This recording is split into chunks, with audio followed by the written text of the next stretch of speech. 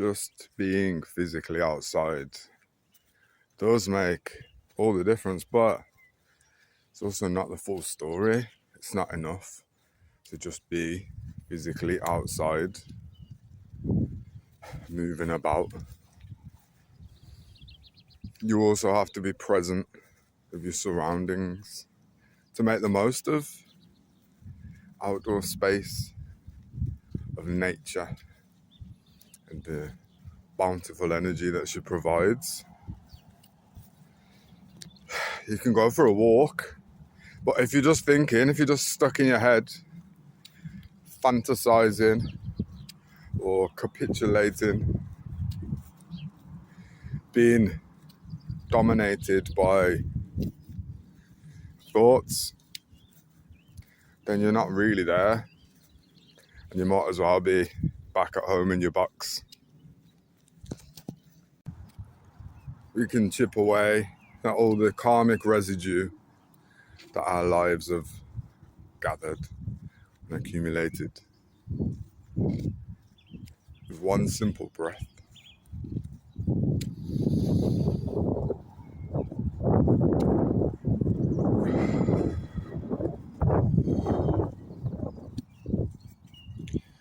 The present moment, here and now, is where karma is burnt off.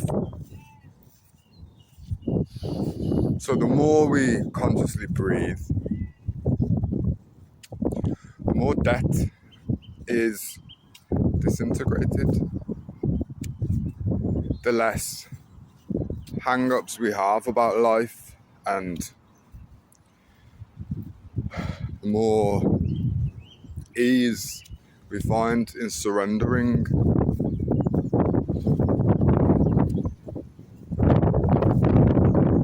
Thoughts aren't real. You can't have a thought about the present moment, because by the time you've got to the bottom of your thought, it's the next now. Continually like that. So to hang on to the mistakes of yesterday or the misgivings of tomorrow is really missing the point. I imagine a lot of humans have lived their life this way. Regret, anxiety, shame and guilt.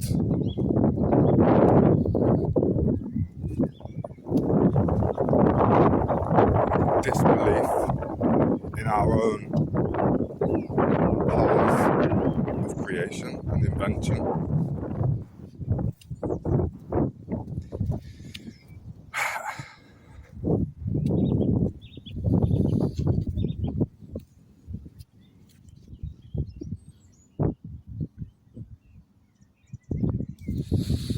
Found a good stick,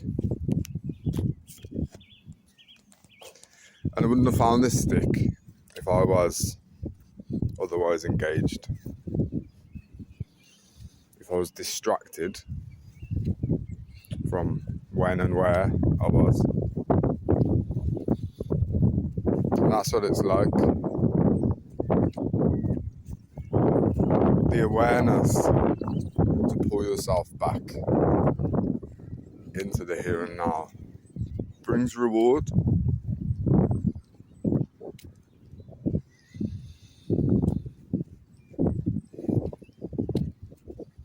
I like to consider that these rewards, signs and synchronicities, are always there, even if we don't notice them.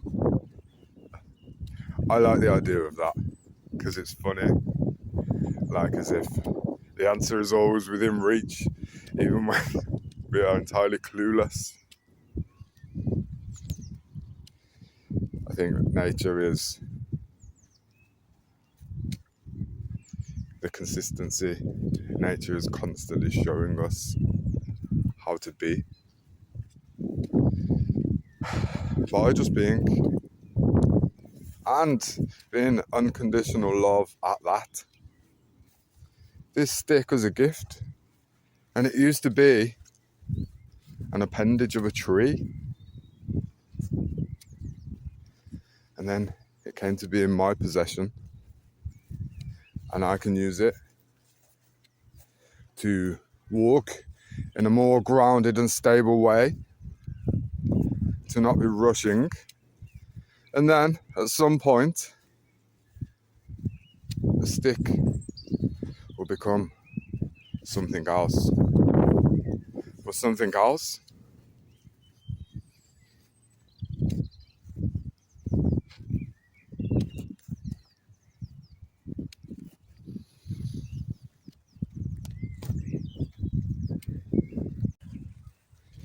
I felt the heavy, illusory weight of pretend obligation when I assumed an impossible responsibility to have a certain level of awareness. Doesn't mean that we're supposed to show up in this world in a way where we can be everything to everybody. Just feels like that. Because from the ego, from my point of view, life would be so much easier if everybody carried the same awareness as me. So I thought for a time that I had to convert everybody else to my way of thinking so that they could play a reciprocal part in my version of heaven.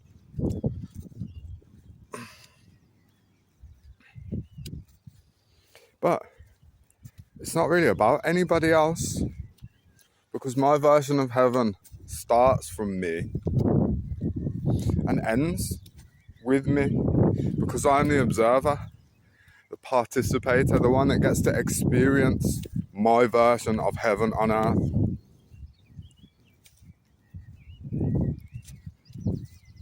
And heaven is not a cult. Heaven is perpetual freedom.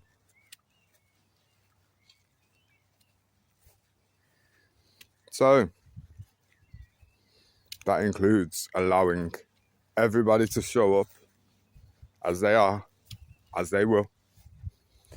I heard a quote before, and it was, let people do as they will so that you can see what they would rather be doing. Now that's the real responsibility, to guard my consciousness, not fearfully, but protective in a loving way. Everything that surrounds me, everything that I take in through my eyes and my ears, everybody has the right to just let it all hang out. People do have free will to choose whether they consider the consequences of their actions. It doesn't mean they have to, but it is everybody else's responsibility to cultivate inner peace and to shield that peace.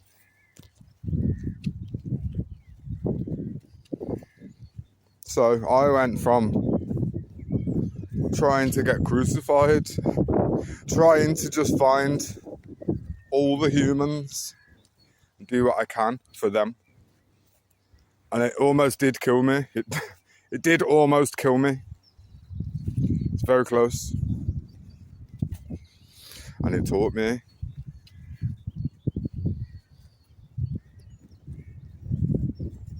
it almost changed the way that I show up in this world. And when I say almost, that's the same as it almost killed me. There's no such thing as that, because it either did. Like Yoda said, there is do or do not, there is no try. So anything which almost killed me actually enlivened me. Anything which almost tainted my character, caused me to transform into a monster, actually purified me.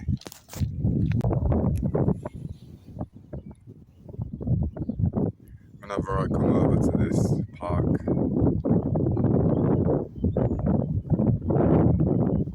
I mostly were connected with this tree. Not sure why. There are thousands of trees over here, but I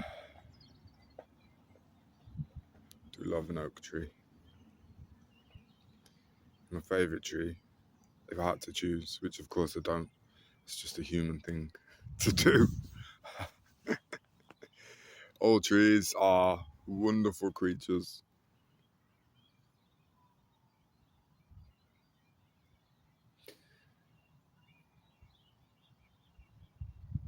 If you don't ever consciously sit within the energy field of a tree, you wouldn't really understand. It's a felt experience, just a bubble of love, compassion.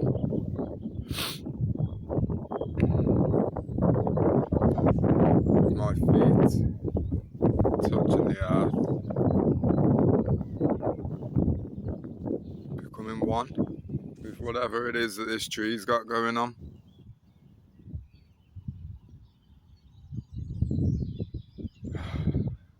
Just marinating for 10 or 15 minutes.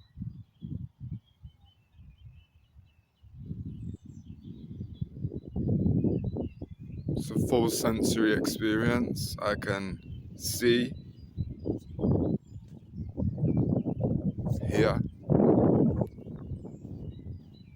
feel,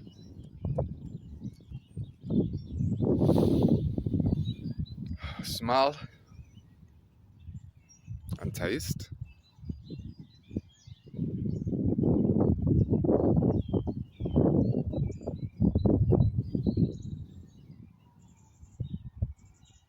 There were no perceived threats.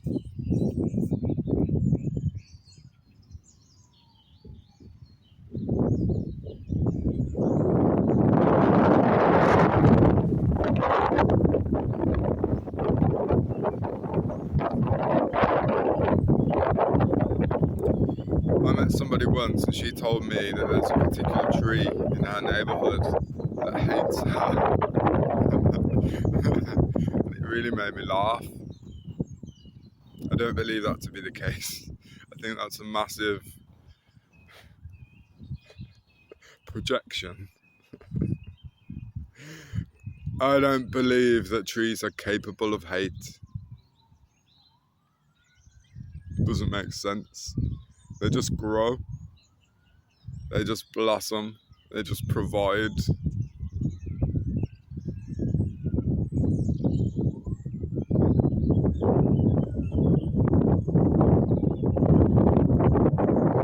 I don't know if you can hear that, but I can hear sirens in the distance. They wouldn't dare come here. They couldn't.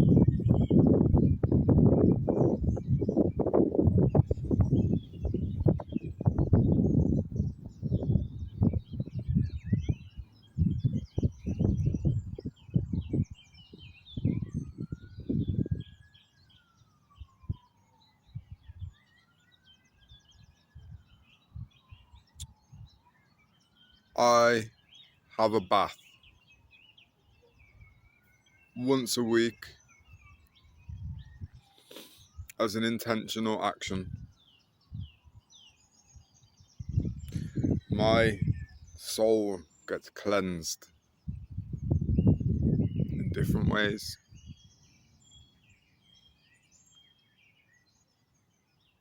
I don't care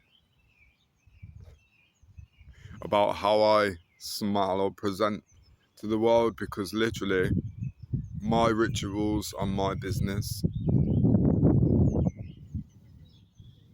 I could bathe more often.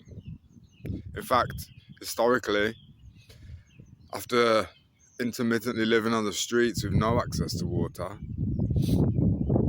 after getting a space, I would have a bath every day, sometimes two. But it's not correct for me anymore. My routines, my spiritual hygiene. I walked into a shop last week and I was the only one in there. And the lady behind the counter remarked that somebody was wearing some really beautiful smelling perfume, and there was no physical perfume present. The ladies that I passed on the way into the shop as they were on their way out were not wearing perfume. It was literally the smell of my aura.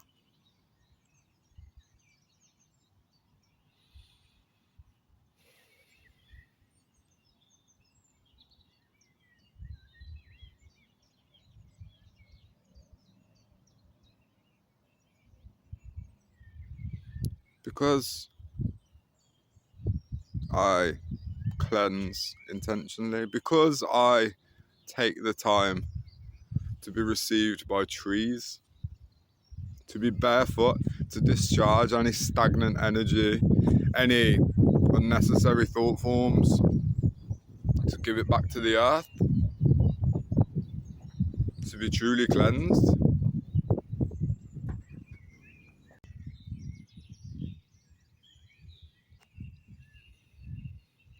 It's important to leave an offering everywhere we go,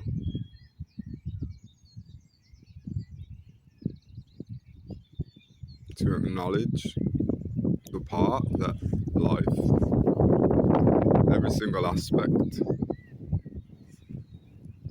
plays in our own unique experience. The job that every tree, every human does.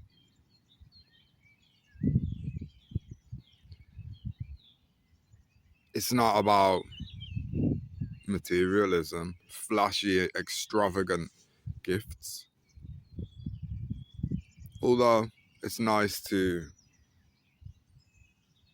go the extra mile sometimes in your offerings. But the bare minimum is an energetic trail of gratitude. Sitting here, I notice that I'm surrounded by stinging nettles, and my human filed that awareness for a later date when I will, or at least could, come harvest some nettles, turn those nettles into a tincture. This is something which I have intended to be doing anyway, but this area, this tree, is not a commodity for me to mindlessly grab from and take what I can get. That mentality is the reason for why we have ended up where we are collectively.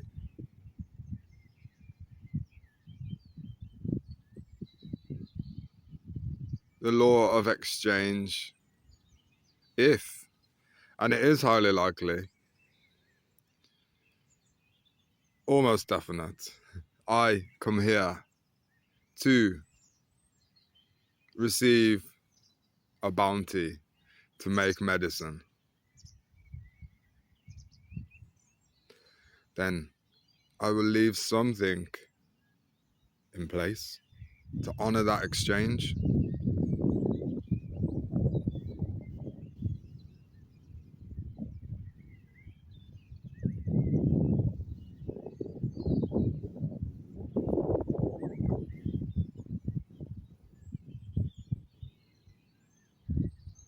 A medicine will be infused with the energy of the friendship that I have, the feelings of kinship that I possess.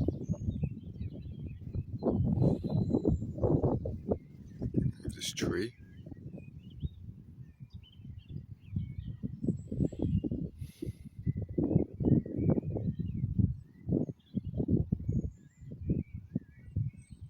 Everything is intention, and we as humans have been programmed and conditioned to do things very unintentionally, robotically, ungratefully,